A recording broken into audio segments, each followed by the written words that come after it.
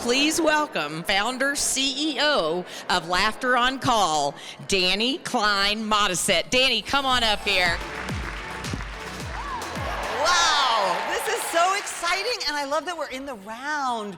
We're in the round. It's a circle. Everyone's included. It's like a big hug. Oh. So yes, I am Dani Klein Modisett, and I'm the founder and CEO of Laughter on Call, and I am so thrilled to be recognizing you and everything that you've done, all the top all-star corporations for the last 25 years. Thank you. Yes, let's start with applause.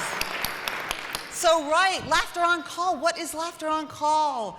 Breaking barriers and building bonds one laugh at a time. And I'm not going to ignore you either. I'm going to talk to everybody.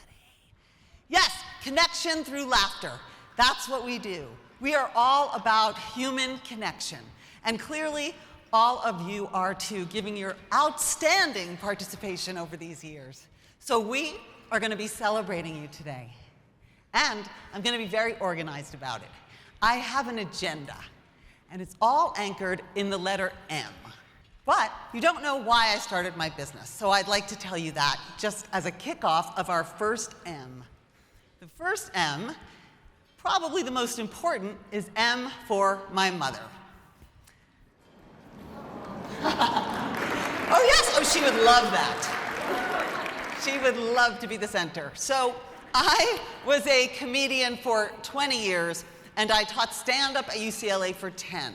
But when my mother was diagnosed with Alzheimer's and became depressed, I couldn't make her laugh. I had relocated her from New York City, where she was living, to a community in Los Angeles to be near me and my family. And I found this wonderful place that had a chandelier in the lobby. And I thought she'd think she was still on the Upper East Side of New York. Thank you. But pretty quickly, she realized that she was not, and that she was not leaving. And she became depressed and withdrawn, and I felt really guilty about it. And I was at my dentist in Los Angeles. And you know, because it's Los Angeles, she's like a life coach. And truly. And I said, oh, I feel so bad about my mother. I just wish I could hire a comedian to cheer her up.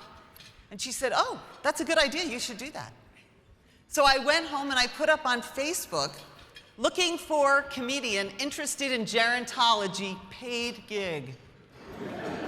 And my phone rang immediately. It was my friend in New York. And she said, wait, I know someone who wants to work with seniors, a comedian. She's sitting on park benches waiting for seniors to talk to her. So I brought the woman over, and she came, and she did instinctively a lot of what we now train people to do. She took her in fully, and she got at eye level with her.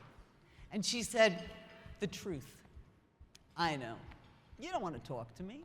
No, you're probably thinking, who is this schmuck just talking to me?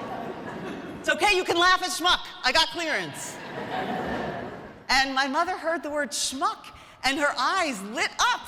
And she laughed. And then she repeated it like she was getting away with something. Schmuck. And then, of course, the comedian, being a comedian, had to top her. So she said schmuck, and then she said schmuck back. It was like this schmuck off. And I thought, oh, the light is back in her eyes. This is what I want.